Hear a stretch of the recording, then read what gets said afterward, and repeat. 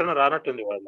ఓం శుక్లాంబరధరం విష్ణుం శశివర్ణం చతుర్భుజం ప్రసన్నవదనం ధ్యాయేత్ సర్వవిఘ్నోపశాంతయే శాంతం శుచిస్మితం దేవం నిస్సీమ మహిమాన్వితం కవచం శిష్యగణస్య భిషజం భవరోగిణాం ఆత్మజ్ఞానప్రదాతారమవాంగ్ మానసగోచరం సద్యసిద్ధికరం గురుం నమామి స్వాత్మనాయకం. వారం వారం చెప్పుకున్నటువంటి పండరినాథ రామాయణం యొక్క విశేషాంశాలను మనకి వినిపించడానికి శ్రీ గిరిజా మనోహర్ బాబు గారు ని ప్రార్థిస్తూ వారిని తమ ఉపన్యాసాన్ని ఆరంభించవలసిందిగా ప్రార్థిస్తున్నాం.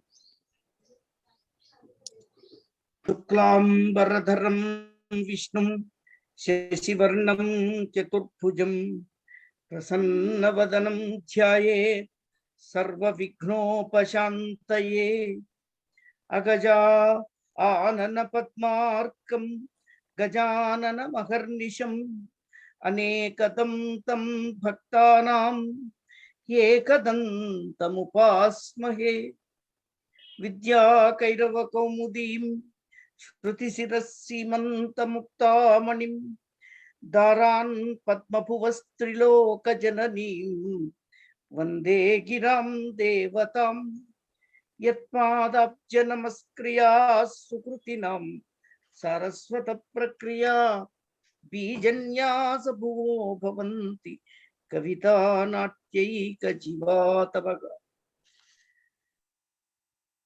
భారత భారతీయ అక్షరార్చన వాక్స్థలి సమూహ సభ్యులకు నమస్కారం. గత 4 వారాలుగా బృహద్గ్రంథమైనటువంటి పండరీనాథ కవి రచించిన పండరీనాథ రామాయణంలో కొన్ని విశేషాంశాలను గురించి తెలుసుకుంటూ ఉన్నాం. అంటే ఇది దాదాపు మనం అనుకున్నట్టు 7500 పద్యాలు ఉన్నటువంటి గ్రంథం కనుక లోతుగా ప్రతిదాన్ని మనం పరిశీలించి విశేషాంశాలు, వర్ణనలకు సంబంధించి, అలంకారాలకు సంబంధించి, మూల రామాయణానికి సంబంధించిన మార్పులను గురించి, అధ్యాత్మ రామాయణంలో ఉన్న అంశాలు ఏవేవి స్వీకరించారనే వాటి గురించి మాట్లాడుతున్నాం. గత వారం శ్రీరామునిలో ఉన్నటువంటి నారాయణ తత్వం, రామతత్వం తెలిసి ప్రవర్తించేటువంటి పాత్రలను గురించి మనం తెలుసుకుంటున్నాం. ఎందుకంటే వాల్మీకి రామాయణంలో ఆయనను కేవలం సామాన్యమైనటువంటి ఒక నిబద్ధత కలిగిన రాజుగా, ఒక ఆదర్శ పురుషునిగా, మానవ కథగా అది నిర్మించే ప్రయత్నం చేశారు ఆయన. అధ్యాత్మ రామాయణము శ్రీరామునిలో విష్ణుతత్వం ఉంది అని శ్రీరాముడికే కాదు, అందులో ఉన్నటువంటి అనేక పాత్రలకు కూడా తెలుసు అనేటువంటి విషయాన్ని దాదాపుగా బాలకాండ నుంచి చెబుతూ వస్తున్నాడని మనం అనుకున్నాం. గత వారం శ్రీరామ స్తవాన్ని, ఇందులో 7 మంది శ్రీరామ స్తవాన్ని ప్రత్యేకంగా చేసినట్టు, అంటే కౌసల్య, అట్లాగే అహల్య, అట్లాగే పరశురాముడు, అట్లాగే కబంధుడు, తరువాత సుగ్రీవుడు, స్వయంప్రభ, బ్రహ్మ, ఈ 7 శ్రీరామ స్తవాలు మనకు కనిపిస్తాయి అనేటువంటి విషయం తెలుసుకున్నాం. గత వారం కౌసల్యకు జన్మించినప్పుడే శ్రీరాముడు చతుర్భుజుడిగా జన్మించినట్టు ఆమెకు దర్శనం ఇచ్చారు విష్ణువు. తర్వాత బాలుడిగా కనిపించమన్నప్పుడు ఆయన కరుణించి శిశువుగా దర్శనం ఇవ్వడం, ఇవన్నీ చదువుకున్నాం. అట్లాగే అహల్య విషయం వచ్చేటప్పటికి గౌతముడికి ఆ కథను రాముడికి చెప్పిన విశ్వామిత్రుడికి కూడా రామతత్వాన్ని గురించి తెలుసు అనేటువంటి, అంటే ఆయన విష్ణువు అనేటువంటి విషయం తెలిసి ప్రవర్తించినటువంటి విధానం అహల్య కృతిలో మనకు, అహల్య కృత స్తవంలో మనకు కనిపిస్తుంది. తరువాత కబంధుడి పాత్ర రామాయణంలో ప్రవేశిస్తుంది. ఈ కబంధుడు విరాట్ పురుష స్తవము అనే పేరుతో కబంధుడు చేసినటువంటి స్తవాన్ని కూడా ఇందులో జోడించాడు. ఇక్కడ ఇంకొక విశేషం ఆయన చేసిన పని ఏమిటంటే, సాధారణంగా మనం గత వారం అనుకున్నాం, ఫలశ్రుతి అనేది కావ్యాల్లో సాధారణంగా కవులు రాస్తూ ఉంటారు. పౌరాణికమైన విషయాలు చెప్పినప్పుడు ఈ గ్రంథాన్ని అధ్యయనం చేయడం వల్లనో, ఈ స్తోత్రాన్ని చదవడం వల్లనో ఈ ఫలితాలు వస్తాయి. అపుత్ర లభతే పుత్రం దరిద్రో ధనవాన్ భవేత, ఇట్లాంటివన్నీ వస్తుంటాయి. కానీ ఇక్కడ ఏం చేశాడంటే, ఈ కబంధ స్తవం కింద కూడా ఫలశ్రుతి చెప్పాడు పండితరాజు. అంటే పూర్తి స్థాయిలో ఆయన రామచంద్రుడు, శ్రీరామచంద్రుడు సాక్షాత్తు శ్రీమన్నారాయణుడే అని స్థిరపరిచినట్లుగా ఈ ఫలశ్రుతి మనకు కనిపిస్తుంది. అంటే మామూలుగా మనం అనుకున్నాం ఇంతకుముందు దేవతల్లో, తర్వాత స్త్రీలలో, మానవులలో, తాపసులలో, వానరులలో, పక్షులలో, రాక్షసులలో కూడా రామతత్వం తెలిసి ప్రవర్తించినటువంటి పాత్రలు ఈ అధ్యాత్మ రామాయణం ద్వారా పండరినాథుడు మనకు అందించాడు అనే విషయాన్ని తెలుసుకొని అందులో మనకు ఇప్పుడు కబంధుడు యొక్క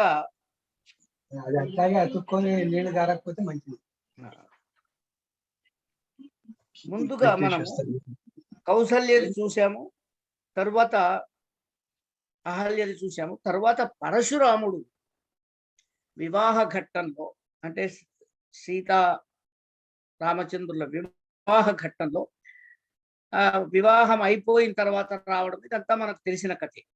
ఇక్కడ కూడా అంటే పరశురాముడికి కూడా ఈయన నారాయణుడు అనే విషయాన్ని తెలిసి స్తుతించినట్టుగా ప్రత్యేకంగా వీరు పండరినాథ కవి మనకు అంటే సాధారణంగా భగవత్ జ్ఞానం వల్ల మాత్రమే బోధపడుతుంది అనుకోకుండా జ్ఞానం కంటే కర్మ కూడా బలవత్తరమైంది కాబట్టి భక్తి కర్మలను సమపద్ధతిలో ఆచరించిన వాడికే భగవత్తత్వం తెలుస్తుంది అనే భావనతో పరశురామకృత శ్రీరామస్తవం మనకి ఇందులో కనిపిస్తుంది. అంటే సీతా కళ్యాణానికి విచ్చేసిన వశిష్ఠాది మునులతో జనక మహారాజు ఒక విషయం చెప్తాడు. ఏమిటి అంటే జనక మహారాజు కూడా ఈ విషయం తెలుసు. శ్రీరాముడు శ్రీ మహావిష్ణువు, సీతాదేవి సాక్షాత్తు లక్ష్మీదేవి, యోగమాయగా ఆమె తన అందింది అనేటువంటి విషయాన్ని ఆయనకు నారద మహర్షి చెప్పినటువంటి విషయాన్ని వశిష్ఠాదులకు మాత్రము ఒక పద్యంలో విన్నవిస్తున్నాడు. దేవరహస్యమేనొకటి తెల్పెద నీకు, నీదగు మేలు కోరి ఓ భువర, రావణాదులను కోర వధింప సురారి ప్రోవ, లక్ష్మీవరుడైన కేశవుడమేయుడు 4 రూపముల్ రఘుక్ష్మావరునింట ఉంది, సుసమంచిత రామ సునామధేయుడై వస్తాడు అనే నారద మహర్షి ప్రత్యేకంగా జనకుడికి బోధించినట్లుగా తాను జనకుడు ఆ సీతా కళ్యాణానికి వచ్చినటువంటి వశిష్ఠాదులకు ఈ విషయం చెప్తాడు. పైగా సీతారామ వైవాహికంబకు కర్మంబు విధివత్క్రమంబున ఆచరింపవే అని కూడా విన్నవించుకున్నట్టు చెప్తున్నాడు. ఇందిరను విష్ణువుకి ఇచ్చినట్లు ఆయన సంతోషపడతాడు అనేటువంటి విషయాన్ని చెప్పాడు. ఈ విధంగా నారదుడితే చెప్పబడిన దేవరహస్యాన్ని జనకుడు చెప్పి ఆ శివధనువుని గురించి ఆ విషయాలన్నీ చెప్తాడు.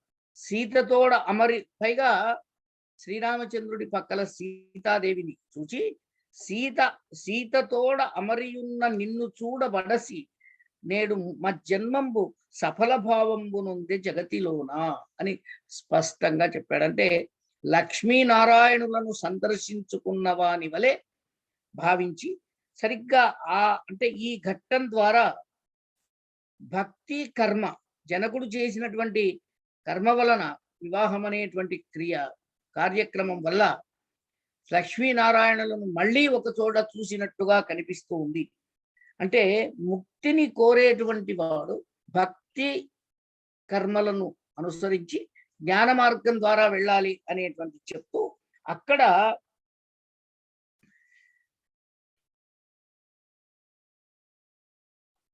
ఇది వశిష్ఠాదులకు మాత్రమే ఎందుకు చెప్పాడు అనేటువంటి ఒక ప్రశ్న మనకు ఉదయిస్తుంది. అందరితో ఎందుకు చెప్పలేదు అంటే భగవత్ ప్రసాదాన్ని అందుకోవడానికి అర్హత కలిగిన వాళ్ళు కొంతమందే ఉంటారు. అందుకని ఇది దేవరహస్యము అన్నాడు. అని సత్సంగలబ్ధి భక్తిని త్వత్సముపాసనము చేయు ధన్యు భవన్మాయౌత్సుక్యం వెడబాయును త్వత్సంబంధి జ్ఞానదశ ప్రాపించు. అంటే సంసార సాగరంలో పడి భగవంతుణ్ణి తలుచుకోవాల్సిన విషయం మరిచిపోయినప్పుడు భగవంతుణ్ణి తలుచుకుంటేనే మనము సరి అయినటువంటి దిశగా వెళతాము అనే భావంతో ఎవరైతే సత్సంగ లబ్ధ భక్తిని సముపార్జితం అంటే ఈ ఈ మాట పరశురాముడు చెప్తాడు వచ్చి. అంటే శ్రీరామచంద్రుని యొక్క తత్వాన్ని తెలిసినటువంటి వాడు కాబట్టి ఆయన పరశురాముడి యొక్క తేజాన్ని ఆయన అందించిన విష్ణు ధనువు ద్వారా స్వీకరించినప్పుడు ఆయన గుర్తించి ఆయన చెప్తూ, నీవు చెప్పిన రహస్యము నిజంగానే అందరికీ చెప్పడానికి వీల్లేనిది, ఇది సత్సంగ లబ్ధ భక్తిని తత్సముపాసనము చేయు ధన్యుని ఎవరైతే ఉన్నారో వాళ్లకు మాత్రమే ఇది చెప్తున్నావు అని చెప్తూ, ఇక్కడ రాముడి యొక్క గొప్పతనాన్ని గురించి మరొకసారి పరశురాముడు అంటే జనకుడు చెప్పింది సరి అయిందే అనేటువంటి విషయాన్ని చెప్పే ప్రయత్నం చేస్తూ, రాముణ్ణి నీ సంగతి చెప్పాలంటే ఇట్లాంటి వాళ్ళకు మాత్రమే నీ విషయం చెప్పాలి అనేటువంటి ఒక స్తవం చేసినట్టుగా మనకు కనిపిస్తుంది.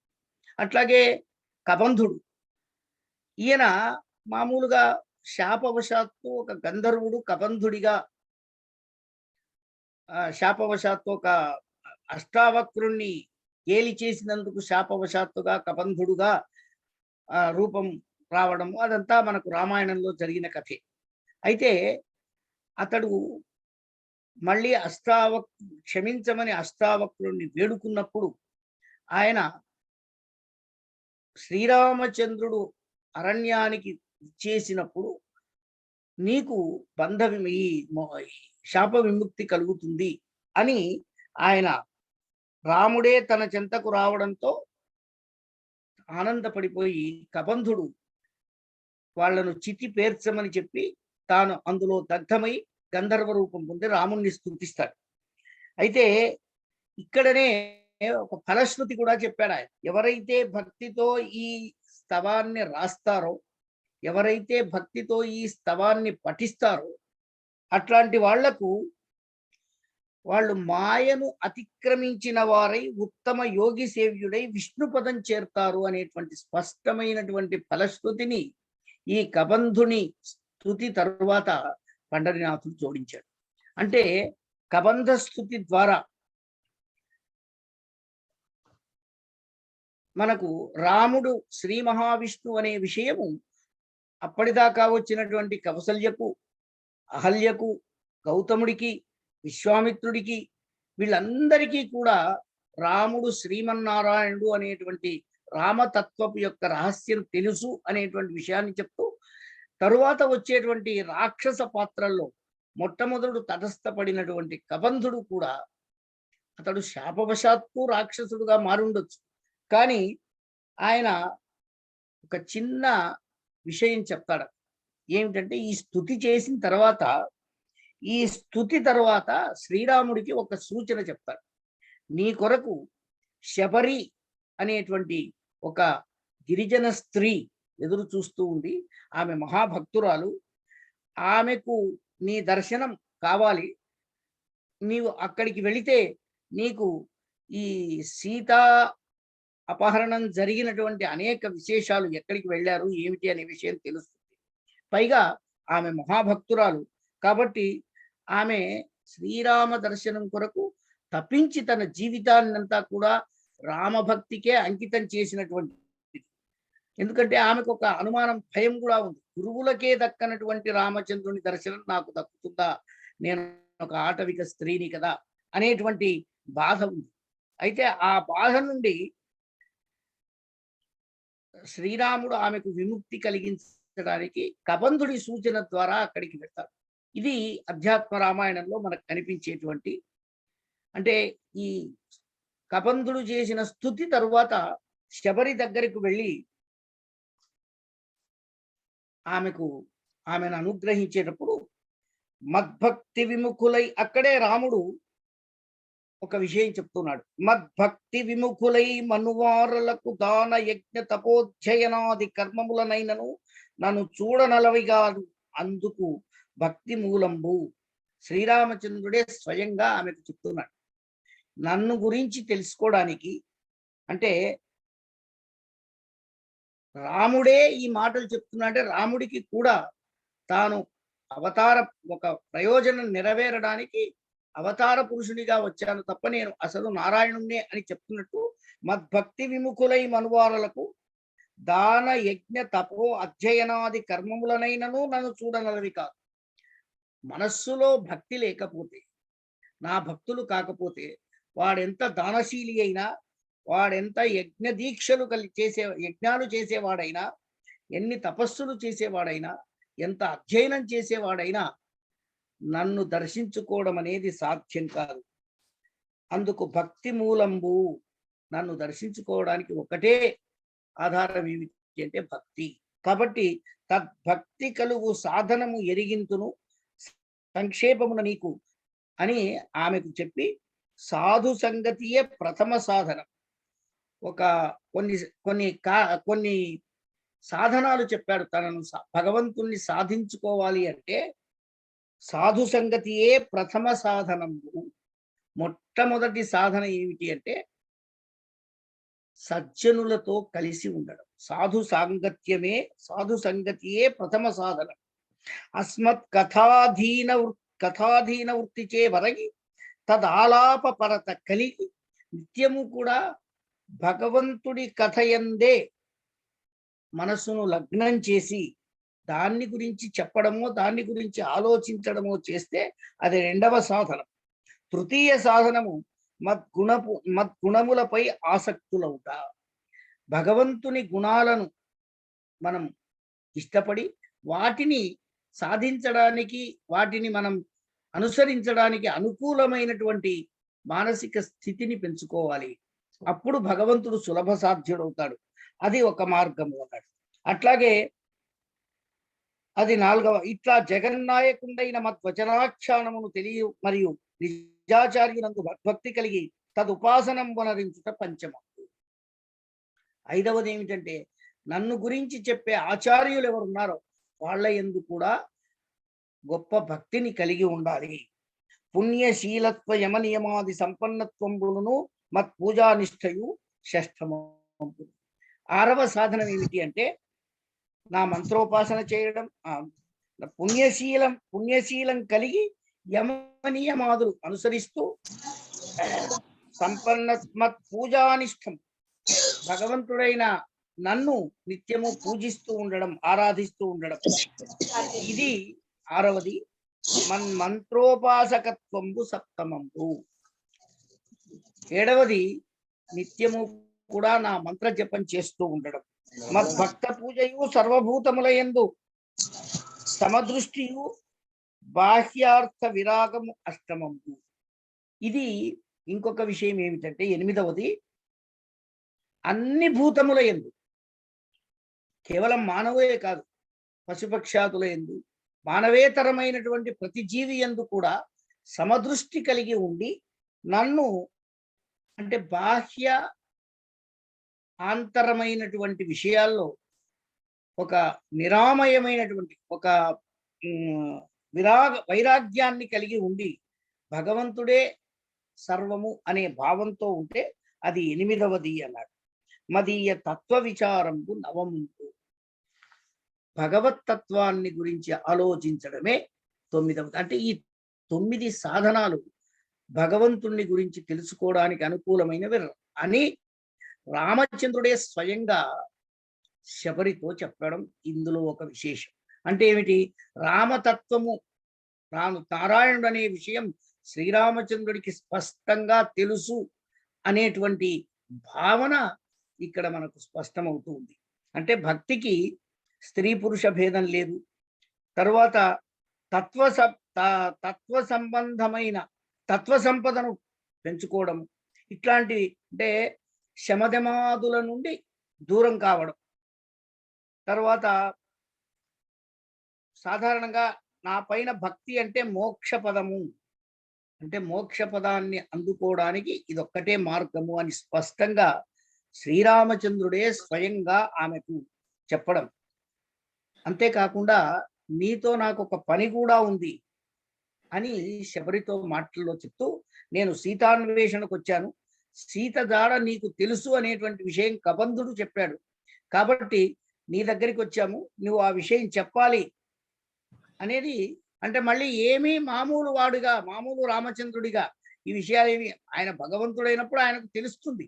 కానీ తాను భగవత్ తత్వాన్ని చెప్పడానికి వచ్చినటువంటి అవతార పురుషుడు, దుష్ట శిక్షణ చేయడానికి వచ్చిన అవతార పురుషుడు కాబట్టి వీళ్ళందరూ కూడా భగవత్ తత్వాన్ని ఆరాధించేవాళ్ళు, రాముడిలో భగవంతుణ్ణి చూస్తున్నటువంటి వాళ్ళు కనుక నీవు అంటే ఆమె ఆ మాట అంటుంది, అయ్యా నీవు సర్వజ్ఞుడివి, సర్వసాధకుడివి, విశ్వభావుడివి, వేదవేద్యుడు అయినా కూడా లోకానుసారమై నన్ను అడిగావు అంతే తప్ప నీకు తెలియంది ఏముంది అని అనడంలో రాముడి యొక్క ఆదరణ, ఆమెలో ఉన్నటువంటి భక్తి, అంటే భగవంతుణ్ణి చూచింది ఆమె. దాదాపుగా శ్రీరామచంద్రుడు భగవత్ స్వరూపం అని తెలుసు కనుక ఆమె స్వయంగా రామచంద్రుడిని చూసి, ఆయన నీ కొరకు సీత జాడ చెప్పు అంటే నీకు తెలియంది ఏముందయ్యా అనడంలోనే ఆమెకు భగవంతుని తత్వం తెలుసు అనే విషయము మనకు అర్థమవుతుంది. అప్పుడు నేను ఈ దేహాన్ని దగ్ధం చేసుకోవడానికి నన్ను అనుగ్రహించు అంటే అప్పుడు రామచంద్రుడు ఆమెకు విష్ణు పదం ప్రసాదించాడు అనేటువంటి విషయాన్ని ఈ కథలో చెప్పాడు. అంటే కబంధుడి సూచన మేరకు శబరి దగ్గరకు వెళ్ళి ఈ విషయమంతా కూడా రామతత్వ ప్రతిపాదకంగా మనకు కనిపిస్తూ ఉంది. తరువాత సుగ్రీవుడి మైత్రి జరుగుతుంది. సుగ్రీవుడి మైత్రి చదివిన తర్వాత ఆ సుగ్రీవుడు కూడా రామచంద్రుణ్ణి దైవంగా తెలుసుకున్నటువంటి వాడే అనే విషయాన్ని సుగ్రీవుడు స్వయంగా చేసినటువంటి ఒక కృతి, ఒక స్తవం ఇందులో ఉంది. అంటే మొదలు కొంచెం అనుమానపడతాడు, అవేవో పరీక్షలు మొదలు భయపడతారు. వాళ్ళు ఎవరో రాజకుమారులు వాలి పంపించాడేమో, ఆ ధనుర్బాణాలు కలిగి ఉన్నారు, ఇవన్నీ తర్వాత హనుమంతుడు పోవడం, వాళ్లకు మైత్రిని సంఘటింపజేయడం, ఇవన్నీ కూడా మనకు తెలిసిన కథే. అయితే వచ్చిన తరువాత మళ్ళీ వాలిని చంపగలిగినటువంటి సామర్థ్యం ఉందా లేదా అనేటువంటి ఆ సప్తతాళ దుందుభి శరీరము, సప్తతాళ వృక్షాలను ఒకే బాణంతో కొట్టడం, ఇవన్నీ కూడా ఉన్నాయి. తరువాత పూర్తిగా రామచంద్రుడి యొక్క తత్వాన్ని తెలుసుకున్నటువంటి సుగ్రీవుడు చక్కని పద్యం రాశాడు ఇక్కడ. మనము నీ సేవకై మరిగియుండునుగాత, జిహ్వని కీర్తనల్ సెయుగాత. ఓ స్వామి, నా కోరిక ఏమిటంటే నాకు అనుగ్రహించి నన్ను కాపాడడానికి నువ్వు వచ్చావు. నా మనస్సు మనము నీ సేవకై మరిగియుండునుగాత, ఎల్లకాలము కూడా నా మనస్సు నీ సేవలోనే తరించిపోవాలి. జిహ్వ నీ కీర్తనల్ సేయుగాత, నా నాలుక నిరంతరము నిన్ను స్మరిస్తూ ఉండడమే, దానికి నీ కీర్తనలు గానం చేస్తూ ఉండడమే నా నాలుకకు పవిత్రత కలుగుతుంది. హస్తముల్ నీ పూజ కర్హంపులగుగాత, బుద్ధి నిన్న నిశంబు పొందుగాత.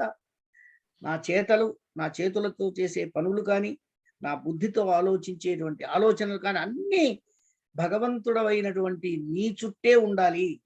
శ్రవణముల్ నీదు సచ్చరితముల్ వినుగాత, చూపులు నీ రూపు చూతుగాక. చూపులైనా, శ్రవణేంద్రియాలైనా, నయనేంద్రియాలైనా అన్నీ కూడా నీ తత్వాన్ని గురించి మాత్రమే ఆలోచించేటట్టు చెయ్యి. చరణముల్ నీదు మందిరములగుగాత, చిత్తంబు నీ యందు చెలగుగాత. నా మనస్సు ఎప్పుడు నీలోనే లగ్నమై ఉండడం, నా పాదాలు ఎప్పుడు నీ మందిరంలోకి అడుగుపెట్టినట్టుగా ఉండడం. తగ మదీయాంగములు భవత్ పద పరాగ మిశ్ర సత్తీర్థ శివలో మెలగుగాత, శిరము భవ పద్మజాతి సంసేవ్యమాన త్వత్పదాబ్జ నమస్కృతి తనరుగాత. అంటే వానరులలో ఇతనికి సహాయం చేయడానికి వచ్చినటువంటి వానర రాజైనటువంటి సుగ్రీవుడు కూడా రాముణ్ణి దైవంగా భావించి తన సర్వ విషయాలను కూడా భగవత్పరమే కావాలని కోరుకుని తన చేతులు కానీ, తన చూపులు కానీ, తన చెవులు కానీ, ఏ శరీరంలో ఉన్న మదీయ అంగములు నా శరీరంలో ఉన్న సర్వాంగీణంగా భగవంతుడికి అర్పణం చేసే భావన కనిపిస్తూ ఉంది. అంటే రాముణ్ణి భగవంతుడిగా గుర్తించినాడు సుగ్రీవుడు కూడా అనేటువంటి విషయం ఈ సుగ్రీవ స్తుతి ద్వారా, అంటే ఇక్కడ కూడా రాముడు నిర్దూత అశేష కల్మషుండైన అతనిని ఉద్ధరింపదలచి అని ఒక మాట రాశాడు. అంటే తనలో ఉన్నటువంటి సమస్త కల్మషాలను పోగొట్టుకొని భగవంతుణ్ణి ఆశ్రయించినటువంటి వాణ్ణి ఉద్ధరించాలనేటువంటి ఆలోచన భగవంతుడికి కలిగింది. అందుకే రామచంద్రుడు ఆయన్ను ఉద్ధరించి తన దివ్యత్వాన్ని అతనికి తెలియజేసి భవమరణాది దుఃఖము నా కృపా సమృద్ధి వలన నీకు తొలగుతుంది అన్నాడు. ఇక్కడ కూడా రాముడు తన దివ్యత్వాన్ని గురించి, దాంట్లో తాను ఇచ్చేటువంటి అభయాన్ని గురించి కూడా సుగ్రీవుడికి చెప్పిన సంఘటన రామతత్వము, భగవతత్వము, విష్ణుతత్వము అనేటువంటి విషయం స్థిరపరిచాడు. తరువాత హనుమంతుడు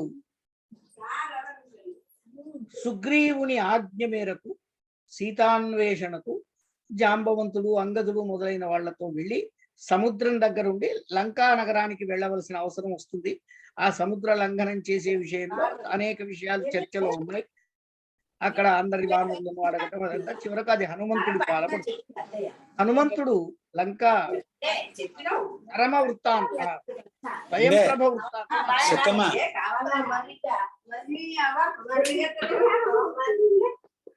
కావాలని చేద్దాం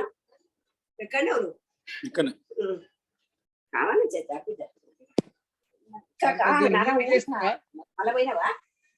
అనంతకృష్ణ గారు ఏది వచ్చినా ఇప్పుడు దాకా పోతే ఏంటి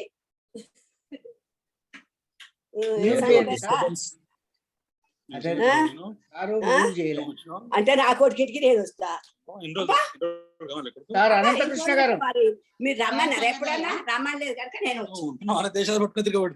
మరి కొడుక దేశాలంటే ఇక ఆ శైల దగ్గరికి, అక్క దగ్గరికి, శైల దగ్గరికి తిరుగుతాం. దేశాలు ఎక్కడికి లేదు తిరిగేది, ఎక్కడికి ఉన్నాయి లేడా అన్నాడు. అట్లా రామూర్తి గారు మంచిగా అంటే ఇలా ఏసీ ఉన్నది, ఏసీ వేసుకున్నది చల్లగా ఉన్నది. అయ్యా మంచిగానే ఉండేది. వేరే మాటలు వినపడుతున్నాయి. వేరే వాళ్ళది సార్ మ్యూట్ చేయలే. సార్ మామూలుగా ఏమంటే అందరికి మ్యూట్ చేస్తాడు. సార్ ఉన్నట్టు లేరు అనంతకృష్ణ గారు, చేసేట్టు పోయినాడు. ఫోన్ చేస్తాను సార్. సార్ అనంతకృష్ణ గారు నడిచి వచ్చినవాడు, నడిచి వచ్చాడు. ఆటోకి రాకేంద్రా నడిచి వచ్చాడు మంచిగా. కారు బండి అంటే నడపడాలి కానీ వాడు ఉంటేనో వాడు బండ్ల మీద తీసుకొస్తాడు పాపం. కూర్చున్నాపా అట్లా చాలానే ఉన్నది.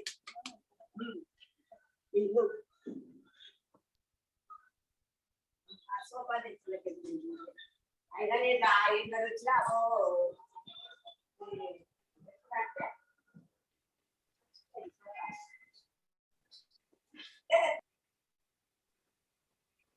అనంతకృష్ణ గారు సార్ ఫోన్ చేస్తాడు.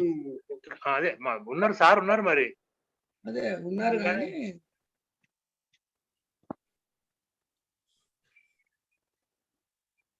నా ఫోన్ తీయట్లేదు. ఆయన కనపడ్డారు ఇప్పుడు. ఉన్నాడు, కనపడ్డారు ఇప్పుడు, కనపడ్డారు కానీ మరి చేసి ఉంటాడులేండి. ఇప్పుడు వినపడట్లేదు కదా. తనను కూడా మ్యూట్ చేసుకున్నారు. లేదు లేదు లేదు లేదు. సరే కానీ స్వయం ప్రభ వృత్తాంతంలో కూడా భగవంతుణ్ణి గురించినటువంటి స్తవం చేసిన సందర్భం వస్తుంది. ఇది సాధారణంగా మనకు రామాయణంలో వచ్చే ఘట్టమే. అయితే ఈ స్వయం ప్రభ మనకు విశ్వకర్మ, దేవశిల్పి అయినటువంటి విశ్వకర్మ కుమార్తె. ఆమె మహాయోగినిగా ఉంటూ సీతాన్వేషణలో భాగంగా హనుమంతుడికి తారసపడి ఈమెతో హనుమంతుడు సీతాపహరణ వృత్తాంతము, లంకా నగరానికి వెళ్ళడం, రామ సుగ్రీవుల మైత్రి, ఈ విషయాలన్నీ చెప్తాడు. ఆమె తన వృత్తాంతాన్ని చెప్తూ తాను శ్రీరామనాథు భక్తి సేయుడు ముక్తింగోరి నిరంతరం ఇచ్చ ఉంది అని తెలుస్తుంది. శ్రీరామచంద్రుని భక్తితో సేవించాలనేటువంటి ముక్తి కోరుకొని శ్రీరామచంద్రుణ్ణి భక్తితో సేవించాలనే కోరిక నాకు ఉంది. అందుకని నేను నా చెలికత్తెలను అందరినీ వదిలిపెట్టి వచ్చాను. తరువాత రామదర్శనం అయినప్పుడు ఆమె కంటి నుండి హర్షాశ్రువులు కురుస్తూ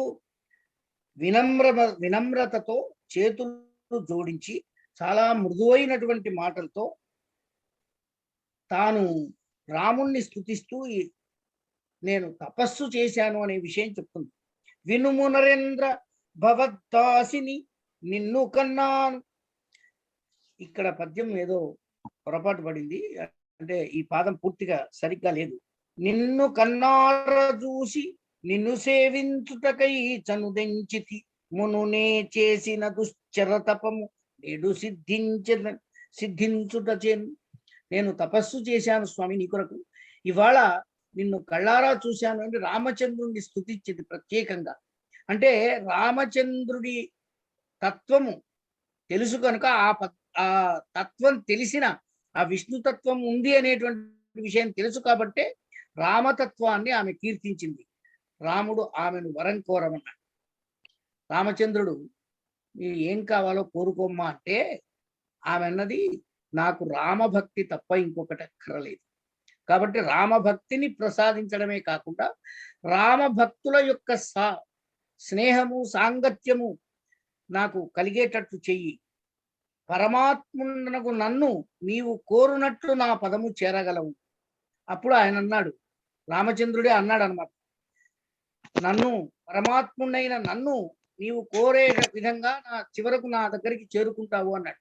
అంటే ఆయన కూడా స్పష్టంగా తాను పరమాత్ముడనే విషయం అన్ని చోట్ల కూడా వ్యక్తీకరిస్తూ రావడం అధ్యాత్మ రామాయణంలో విశేషం. ఆ విశేషాన్ని పండరినాథుడు ఈ స్తోత్రాల రూపంలో రామతత్వాన్ని రాముడికి తెలిసినట్లుగా ఆ పాత్రలకు తెలిసినట్లుగా మనం చూస్తున్నాం. మానవుల్లో ఉన్నారు, జటాయువు లాంటి పక్షుల్లో ఉన్నారు, కబంధుడి లాంటి రాక్షసుల్లో ఉన్నారు, విభీషణుడు లాంటి రాక్షస వాళ్ళల్లో ఉన్నారు. అందరినీ కూడా ఎట్లా చెప్తూ వస్తున్నాడో చూస్తున్నాం. చివరగా మనకు కనిపించేది రామాయణంలో కూడా ఉంది, బ్రహ్మ చేసినటువంటి శ్రీరామ కృతస్తవం. ఇది అధ్యాత్మ రామాయణంలో కూడా ఉంది. అంటే రామస్వరూపం నీ రూపంబు భజించునట్టి సజ్జనుడు అవశ్యము ముక్తుడగున్ విశోకుడై అని. అంటే రాముణ్ణి ఎవరైతే సేవిస్తారో, రామ రూపాన్ని ఎవరైతే భజిస్తారో అట్లాంటి సజ్జనుడు తప్పకుండా విముక్తుడవుతాడు అనేటువంటి విషయాన్ని చెప్తూ, నీదగు భక్తుల సేవ మహాదరముననెపుడసేయు నమలాత్ములకు నీదగు తత్వంబు సమాసాధితమై ఒప్పు సొమ్ము జగతీనాథ. అంటే రామచంద్రుణ్ణి స్తుతి, ఇవి చూడ్డానికి చిన్న పద్యం లాగానే ఉంది, కానీ సర్వము కూడా భగవంతుణ్ణి సేవించడం వల్ల అనేకమైనటువంటి విషయాలు ఏమున్నా ఏవి లేకపోయినా భగవత్పదము దొరుకుతుంది అనేటువంటి విషయాన్ని తెలియజెప్తూ, నీదగు భక్తుల సేవ సమాదరమున ఎప్పుడసేయు నమలాత్ములకు. నీకే కాదు, నీ భక్తులను సేవించిన వారికి కూడా నీదగు తత్వంబు సమాసాదితమయ్యొప్పు. నీ యొక్క అనుగ్రహము విష్ణు పదము మనకు లభిస్తుంది. భక్తుల సేవలు చేయడం కూడా, నీ భక్తుల సేవలు చేయడం కూడా నీ సేవ కిందికే వస్తుంది అని చెప్పి, ఈ విధంగా దాదాపుగా పరమాత్మ స్వరూపుడైనటువంటి రామచంద్రుని సాక్షాత్తు శ్రీమన్నారాయణుడు ఈ అవతారంలోకి వచ్చి ఈ అవతారాన్ని ఇందులో ఉన్నటువంటి పాత్రల ద్వారా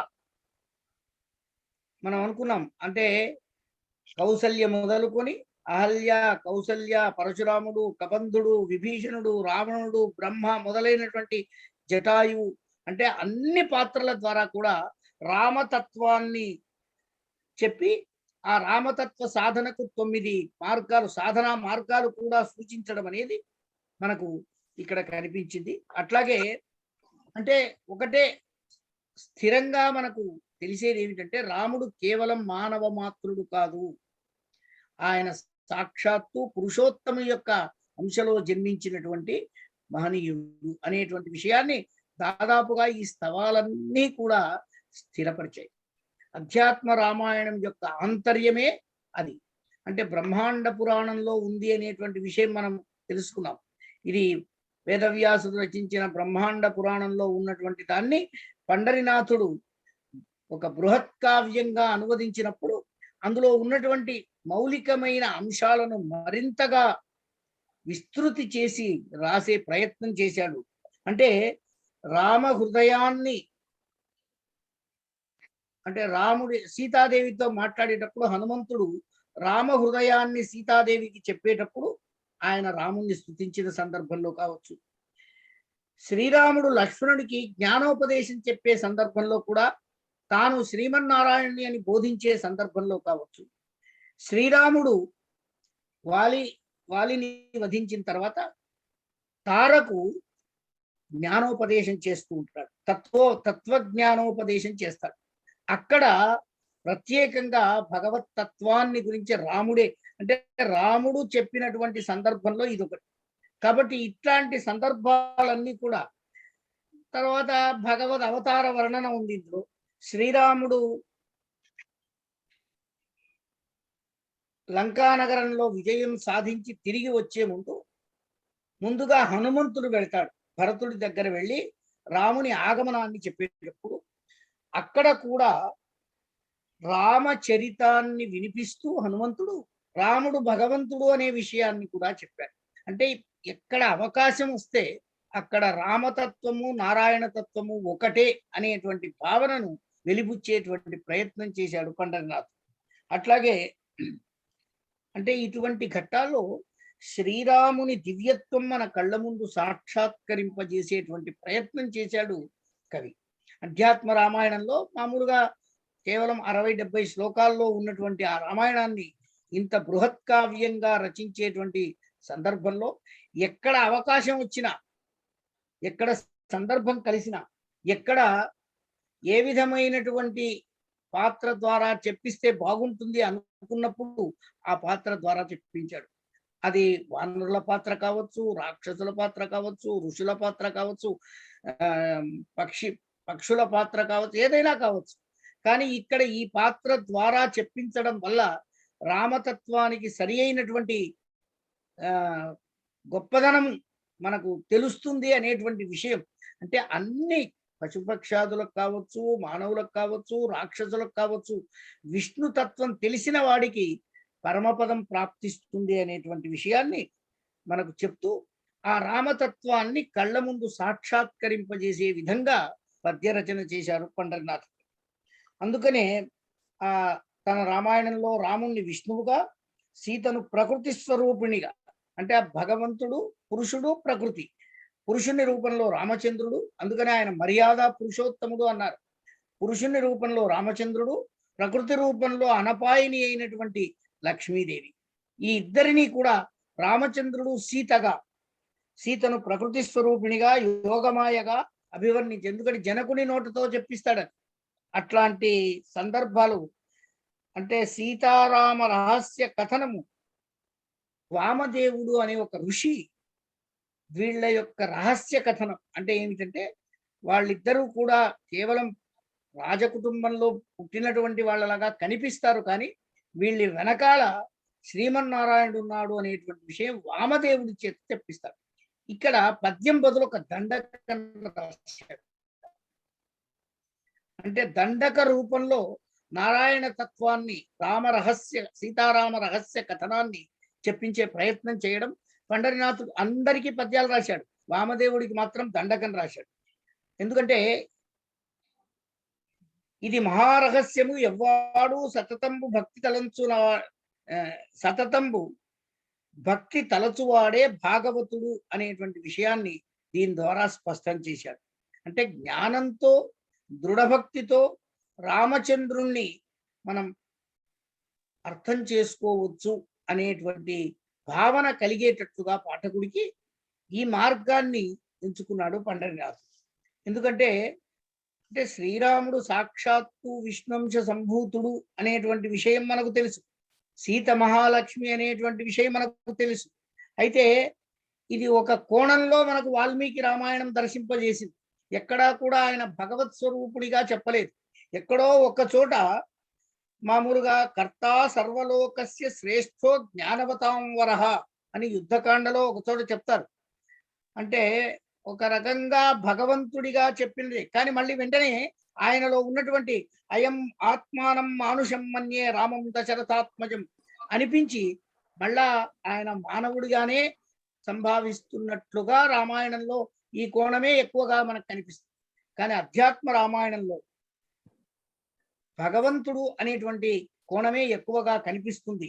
కాబట్టి ఈ కావ్యం ద్వారా అంటే అధ్యాత్మ రామాయణమే మనకు తెలుసు.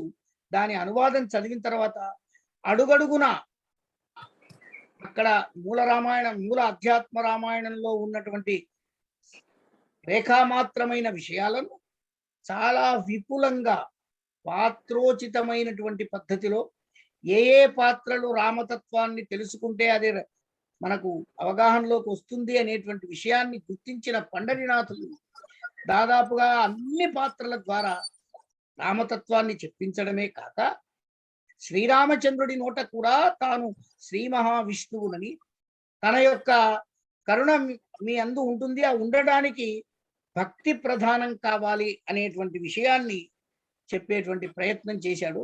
ఇట్లాంటి ఈ పండరినాథ రామాయణంలో కొన్ని విశేషాలు మనం గత 4 వారాలుగా తెలుసుకున్నాం.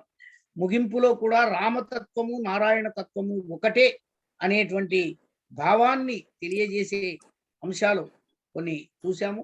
ఇది 7500 పద్యాలు ఉన్నటువంటి గ్రంథం కనుక దీన్ని విడివిడిగా ప్రత్యేకంగా మనం అధ్యయనం చేస్తే తప్ప ఇంకా చాలా విశేషాలు ఇందులో ఉన్నాయి.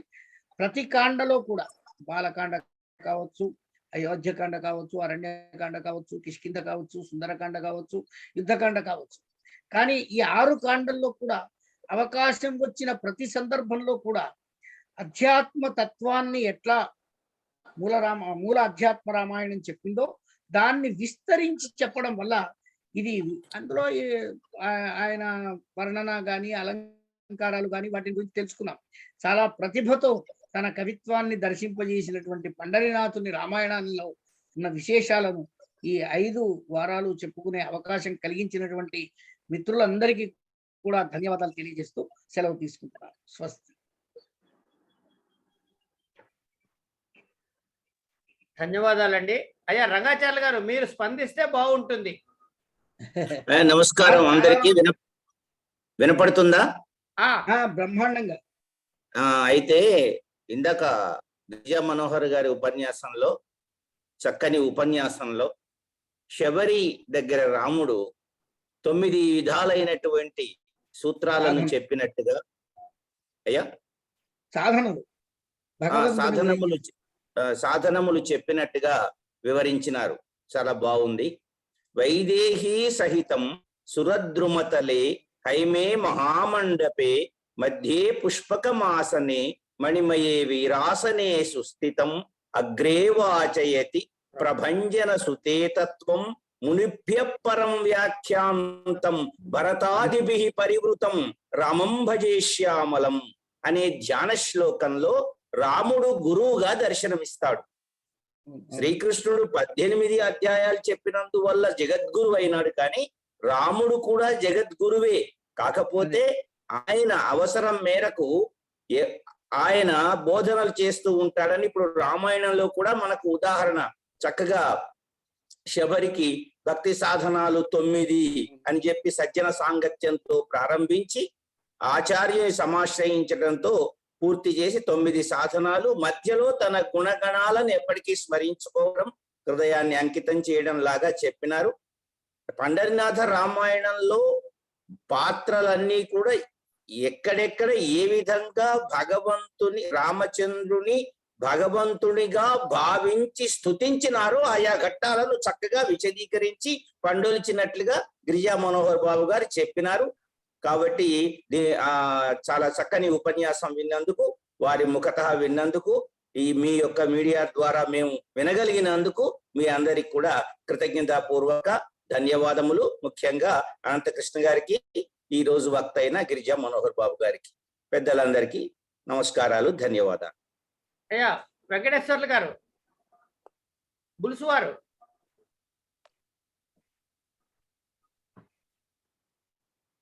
అయ్యా అందరికీ నమస్కారం. నమస్కారం అండి. అనంతకృష్ణ గారికి, రంగాచార్యులు గారికి, గిరిజా మనోహర్ బాబు గారికి అందరికీ నమస్కారం. చాలా చక్కగా ఒక మంచి కావ్యాన్ని మాకు పరిచయం చేశారు. కొండలి రామాయణం ఇంతవరకు మేము చదవలేదు, ఆ చింత కొంత తీరింది. మీరు ఉదాహరించినటువంటి పద్యాలన్నీ కూడా ఆ మనసులో అట్లా మొదటి పాదాలు గుర్తుండిపోయేటట్టు ఉన్నాయి. ఇంకా పుస్తకం చదివితే కూడా కొన్ని కంఠస్థం చేయవలసినవి ఉన్నాయి. అంత మంచి పద్యాలు నేను రాగానే మొట్టమొదలు మీకు ఆ పుస్తకం పంపిస్తాను. మనము రాగానే ఫస్ట్ మీకు పంపించే పుస్తకం అదే. తప్పకుండా కృతజ్ఞతలు. మనము నీ సేవకై మరిగి ఉండిన చాలు జఫని కీర్తనలు సేయుగాక అనే చక్కటి ఎంత మంచి పద్యమో అనిపించింది చూడగానే, అది వినగానే ఈ పద్యాన్ని చదవాలి, బట్టి పట్టుకోవాలి. అంచేత చాలా మంచి మంచి పద్యాలు తీశారు, మంచి మంచి ఘట్టాలు తీశారు. తర్వాత వాళ్ళు చేసేటువంటి ఆ స్తోత్రాల్లో ఉండే వైవిధ్యాన్ని కూడా చూపించారు. ఉన్నంతలో సూమంలో ఒక మహాకావ్యాన్ని ఎట్లా పరిచయం చేయాలి, దాని మీద శ్రోతకి ఆభిముఖ్యం కలిగేలాగా మీరు చక్కగా చెప్పారు. రాముడు అంటేనే అందరికీ మనసు ముందు కరిగిపోతుంది. రాముడు పదంతో కరిగిపోతుంది. బాలరాముడు ఏకపత్ని వృతుండవును, మత్స లేదు గురువు మనసు దోచు. బాలరాముడు ఏకపత్ని వృతుండవును, మత్స లేదు గురువు మనసు దోచు. వాని ముందు నిల్వ వశమవునే నాకని సతులతోడ దాగే చందమామ అని రాసాను పద్యం. ఇవన్నీ ఉన్నాయి, ఆయనకి లేనివన్నీ వీడికి ఉన్నాయి. బాలరాముడు ఏకపత్ని వ్రతుండవు. చంద్రుడు మబ్బుల్లోకి పోయాడు చుక్కలతోటి. కౌశల్య బాలరాముడిని తీసుకుని వాకిట్లోకి వచ్చేటప్పటికి చంద్రుడు చుక్కలు మబ్బుల్లోకి పోయాయి. బాలరాముడు ఏకపత్ని వ్రతుండవును, మత్స లేదు, వాడికి ఏ మత్స లేదు. తర్వాత గురువు మనసు దోచు. ఆయన వీడేమో గురువులకి ఏం దోచాడో, ఏమి నామాలు పెట్టాడో మరి వాడికి తెలుసు కదా. కాబట్టి ఆ బాలరాముడు భవిష్యత్తులో వాడికి మచ్చలు ఉండవు, వాడి చరిత్రలో వాడు గురువు మనసు దోచేటువంటి వాడు, గొప్ప శిష్యుడు. కాబట్టి భవిష్యత్తులో ఏకపత్ని వ్రతులవుతాడు. వాని ముందు నిలవ వశమవునే నాకని సతులతోడ దాగి చందమామ అని రాశాను ఎప్పుడో పద్యం. రామాయణంలో అక్కడక్కడ విశేషాలు తీసుకుని చిన్న చిన్న పద్యాలుగా బాగుంది. శ్రీరామ్ పేరు చెప్తేనే మన మనసంతా పులకరించిపోతుంది. అందులో గిరిజా మనోహర్ బాబు గారి ఉపన్యాసంలో ఆ రామాయణం ఆయన ముఖత వినడం చాలా ఆనందంగా ఉంది. ఈవేళ ముగింపు కంటే ఈ రోజు రామాయణం చెప్పాలనిపించింది ఎందుకో నాకు అట్లా. సంతోషం. అయ్యా వరికొండ కాంతారావు గారు, ఏ రామాయణ కర్త అయినా ఏదో ఉన్నంతలో కొంత నూతనత్వం దానికి తీసుకురావడానికి ప్రయత్నం చేస్తారు. అంచేత ఎన్ని రామాయణాలు చదివినా ఆ అతృప్తి మనకు అట్లాగే ఉంటుంది. ఇంకా ఇంకా ఎవరో ఏం చెప్పారా అని మనకు అనిపిస్తుంది. చాలా బాగా చెప్పారండి, మీకు ధన్యవాదాలు. ఒక మంచి పుస్తకాన్ని పరిచయం చేశారు. దీనికి అనంతకృష్ణ గారు సహకారం కూడా ఉందని తెలుస్తోంది. నాకు పరిచయం అవ్వడం అనంతకృష్ణ గారే మేమందరం కలవడానికి కారణం. మార్గదర్శి వారికి నా నమస్కారాలండి. వారి పరిచయం రంగాచార్యులు గారు ఇంతకు ముందే నాకు పరిచయము. నమస్కారం అండి. నమస్తే. వరిగొండ వారు మీరు అన్మ్యూట్ చేసుకు చెప్పండి దయచేసి. అయ్యా అన్మ్యూట్ చేసుకోండి.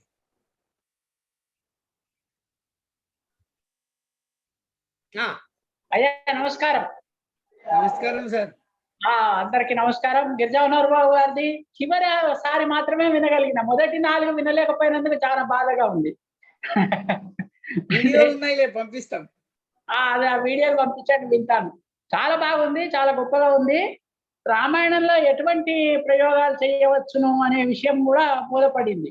ఎందుకంటే ఆధ్యాత్మ రామాయణమే ఒక ప్రయోగం అయితే రామాయణంలో విశేషమైన ప్రయోగాలు చేసిన వాళ్ళు చాలా మంది ఉన్నారని మీ ఉపన్యాసం ద్వారా తెలిసింది. అట్లాగా అనమాట. మీ బ్యాక్గ్రౌండ్ చూస్తే మీరు ఇంకా వరంగల్లో ఉన్నట్లే అనిపిస్తుంది, అమెరికాలో ఉన్నట్లుగా లేరు. అది వరంగల్ ఫోటోనే, అది వరంగల్ ఫోటోనే తీసి పెట్టుకున్నా. చాలా ధన్యవాదాలు. నారు మంచి వారికి కూడా ధన్యవాదాలు. చక్కటి కార్యక్రమాన్ని అందింపజేస్తున్నారు. అయ్యా రామశాస్త్రి గారు, నేను ముందరే చెప్పిన సార్ ఉత్త శ్రోతనని. మాకు పోటీలు ఇస్తున్నారైతే. మీరు అందరూ చెప్పేది వినటమే నా బాధ్యత. అచ్చా, అది నా హక్కు కింద భావిస్తున్నా నేను. సంతోషం సంతోషం. అయ్యా రామ్మూర్తి గారు. ముందుగా నమస్కారాలు. మీకు సమయం చూసుకుంటున్నారు, నేను ఎక్కువసేపు తీసుకుని కూడా సమయం ఉంది. నేను ఈ రోజు ముగింపు కాబట్టి తొందరనే చేసేసిన. ఇంకా గిరిజా మనోహర్ బాబు గారిని వారి పరిచయం చేసినటువంటి కావ్యానికి వారిని ఏమని చెప్పాలో నాకు అర్థం కాదు.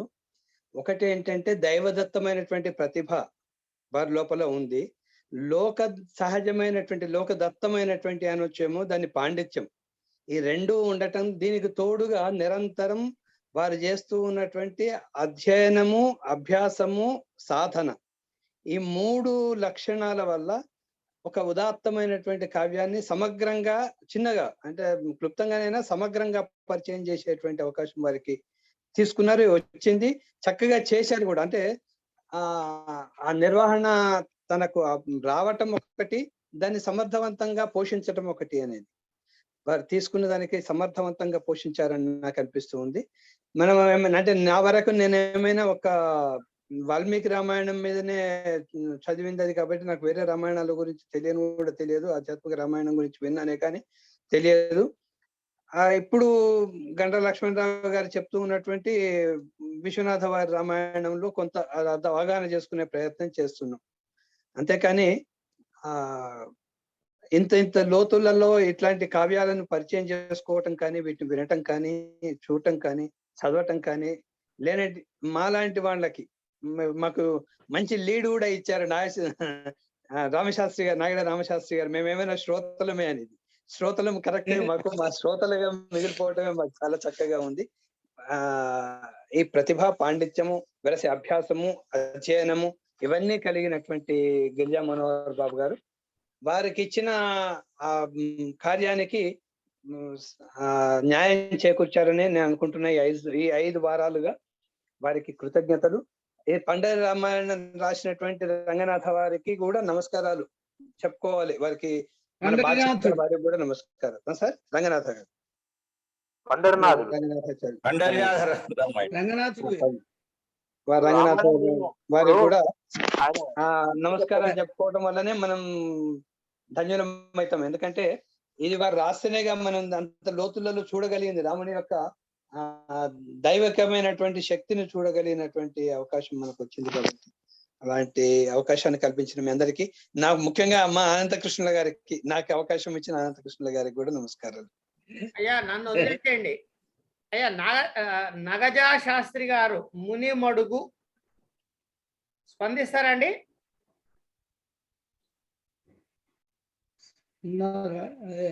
లేదు, రైట్. ఐఫోన్ అని ఉంది, వారి పేరు తెలియదు. ఉన్నారా? లేదు, ఎవరు స్పందించట్లేదు. సరే, అందరికీ ధన్యవాదాలండి. ఈ పండరినాథ రామాయణము మోత్కూరు పండరినాథ కవి గారు రాసినటువంటి కృష్ణ సంగీతం వినిపించండి. కృష్ణ సంగీతం చక్కటి పెట్టెలో, చెక్క పెట్టెలో వారి స్వదస్తూరితో రాసిన తాళపత్ర గ్రంథం లాంటి పేపర్లో ఉన్నటువంటి పుస్తకాన్ని మోత్కూరు మాణిక్యరావు గారు నాకు చూపించారు. అది ఆ కవి యొక్క స్వహస్తాలతో రాసిన గ్రంథాన్ని చూసే అదృష్టం నాకు కలిగింది. ఆ గొలుసు కట్టు రాతని మళ్ళీ సార్ ఇప్పుడు ప్రింట్ చేసిన రెండో ప్రింట్ లో ఆ పుస్తకం అది ఆ పేజీ వేశారు. అదే ఆ మొత్తం గ్రంథాన్ని చూసాను, స్కాన్ చేసి వేశారు. అది చాలా గొప్పగా ఉంటుంది. ఆ గొలుసు కట్టు రాతని అంతా డీకోడ్ చేసి చేయటం అనేది చాలా చిన్న ప్రాజెక్ట్ కాదు, చాలా పెద్ద ప్రాజెక్ట్ టేకప్ చేశారు మోత్కూరి వంశీయులు. అలాంటి గ్రంథం వాళ్ళు ఎంత శ్రమ పడ్డారో ఆ శ్రమకి తగ్గ ఫలితాన్ని ద్విగుణీకృతం చేసి ఇచ్చారు మా గిరిజా మనోహర్ బాబు గారు దాని పరిచయం ద్వారా. ఇంత గ్రంథాన్ని ఎట్లా పరిచయం చేయాలి అనేటటువంటి ఎవరికైనా సందేహం వస్తే ఎలా పరిచయాలను చేయాలో కూడా పాఠం కూడా చెప్పారు గిరిజా మనోహర్ గారు. అందులో కవిత్వాన్ని ఒక పక్క, అందులో ఉన్న పాత్ర రచించ ఒక పక్క, అందులో ఉన్నటువంటి విశేషాంశాలను ఎట్లా చెప్పుకో, అలా ఎలా విభజన చేసుకుని గ్రంథాన్ని ఆకలింపు చేసుకోవాలన్న విషయాన్ని కూడా చెప్పిన గిరిజా మనోహర్ బాబు గారికి ప్రత్యేకంగా ధన్యవాదాలు తెలుపుకుంటూ, అయితే మా కుందావజుల కృష్ణమూర్తి గారు ఈరోజు కనపడని కారణంగా వారు ప్రవేశపెట్టినటువంటి ప్రణాళికలో కృష్ణస్తుతితో ముగించుకోవటం అన్న ఒక ఆనవాయితీని ప్రవేశపెట్టారు. అయితే నా దగ్గర గోపికా వల్లభ శతకం లేకపోవటం మూలాంచి వేరే పద్యాన్ని కృష్ణ పరంగానే చదివి ఈనాటి కృష్ణుడిదే, ఏదైనా కృష్ణుడే కదా. అదే అందుకే మీ గురించి రాసుకున్న కృష్ణుడే సార్. ఆభూషాదులతోడు తన్ ప్రకటమై ఆశ్చర్య చర్యం గణన్ మా భాగ్యం బని మోద ఖేద వశులై మమ్మాదు కొమ్మన్నచో శోభామూర్తిగా వృష్ణి వంశ జలధిన్ సోమాకృతిన్ వెల్గుని శ్రీ భావించు వరమ్ము నిమ్ముదయతో శ్రేయస్కర శ్రీధర. స్వస్తి.